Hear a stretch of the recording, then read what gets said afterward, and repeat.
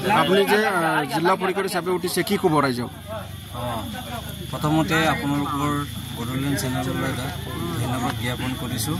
ইমান আমাৰ গহপুৰ সমষ্টিত দক্ষিণাঞ্চলত আহি পেলাই আমাৰ যে ইয়াৰ খবৰ কাটি লোৱাৰ কাৰণে আকৌ পুনৰ আপোনালোকলৈ ধন্যবাদ জ্ঞাপন কৰিছোঁ যে আমাৰ এই 2025 পঞ্চায়ত নিৰ্বাচনত 11 নং লোহিতপুৰ জিলা পৰিষদৰ প্ৰাৰ্থী হিচাপে মই ভাৰতীয় জনতা পাৰ্টীৰ এজন সক্ৰিয় কাৰ্যকৰ্তা আছিলোঁ। কিন্তু কি উদ্দেশ্যত মোক টিকেটটো নিদিলে, যিহেতু মই নিজে কেণ্ডিডেট হ'ব বিচৰা নাছিলোঁ।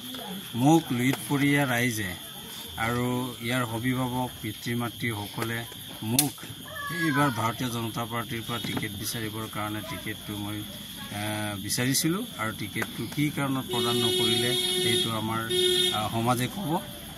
2 নম্বৰ কথাটো হৈছে কি এই কাৰণে টিকেটটো নিদিয়াত মই চাইলেণ্ট হৈ আছিলোঁ, কিন্তু লোহিতপুৰীয়া ৰাইজে পিতৃ মাতৃ জ্যেষ্ঠ নাগৰিকসকলে মোক বহিব নিদিলে, মোক নমিনেশ্যন দাখিল কৰিব দিলে আৰু নমিনেশ্যন দাখিল কৰাত স্কটনি কৰি হৈছে আৰু এইকাৰণে নিৰ্বাচন খেলিবলৈ আগবাঢ়িছোঁ। আৰু এইকাৰণে এইবাৰ লোহিতপুৰীয়া ৰাইজেই নহয়, উত্তৰপুৰীয়া ৰাইজত ইয়াৰ অংলংগ আছে। গতিকে 11 নং মোক জিলা পৰিষদৰ 8খন পঞ্চায়ত আছে। 8খন পঞ্চায়তৰ সন্মানীয় ভোটাৰ্ছ ৰাইজে মোক প্ৰতিনিধি হিচাপে অভিনন্দন জ্ঞাপন কৰিছে, ৱেলকাম দিছে। এইকাৰণে সকলো মোৰ পিতৃ মাতৃ তথা স্বনামধন্য সন্মানীয় ভোটাৰ্ছসকলৰ আশীৰ্বাদ আৰু পৰামৰ্শ লৈ বৰ্তমানলৈকে মই সমাজৰ আৰু চুবুৰীয়ে গৈ ৰাইজৰ আশীৰ্বাদ আৰু সেৱা লৈছোঁ। গতিকে মোৰ ক'বলগীয়া ইমান। উত্তৰ চুবুৰীয়া ৰাইজক কি ক'ব?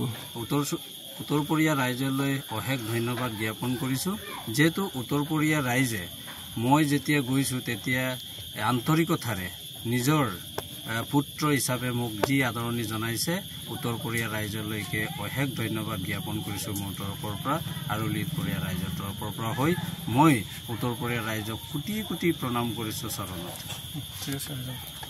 কি ক'ব ৰাইজৰ পৰা? জনতা কাৰ্ডং পৰিচিত ব্যক্তি, তেওঁক জিকাই আনিবৰ কাৰণে ৰাইজে যি ধৰণে প্ৰচেষ্টা লৈছে আমি নিশ্চিত হৈ আছোঁ এইবাৰ নিৰ্বাচনত জনতা কাৰ্ডং জয়ী হোৱাটো নিশ্চিত হৈ আছে। আৰু জনতা কাৰ্ডং জিকি আহিবৰ কাৰণে কোনো দলৰ প্ৰতীক প্ৰয়োজন নাই। জনতা কাৰ্ডং ইয়াৰে স্থানীয় যুৱক। জনতা কাৰ্ডং বুলি ক'লে সকলো মানুহে চিনি পায়, তেওঁক ভাল পায়। আচলতে তেওঁ বিজেপি নীতি আদৰ্শৰ প্ৰতি আকৃষ্ট হৈ দলীয় চিম্বলত নিৰ্বাচন খেলিবহে বিচাৰিছিলে। ইয়াৰ অৰ্থটো এইটো নহয় যে দলটো নহ'লে তেওঁ হাৰিব, তেনেকুৱা নহয়। জনতা কাৰ্ডং নিজেই দল।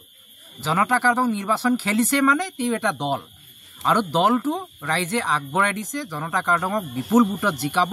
কোনো পইচা ইয়াত কাম নকৰিব, বিজেপিৰ পইচাই। বিজেপিৰ কোনো শক্তিয়ে ইয়াত প্ৰয়োগ কৰিও কোনো কামত নাহিব, অনৰ্থক হ'ব। এটকাও খৰচ নকৰাকৈ জনতা কাৰ্ডঙে আজি ৰাইজৰ সঁহাৰি পাবলৈ সক্ষম হৈছে।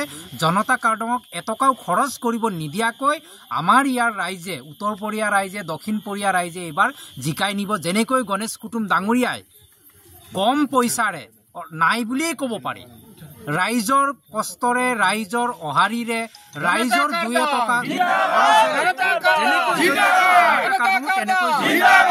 এয়া নিশ্চিত।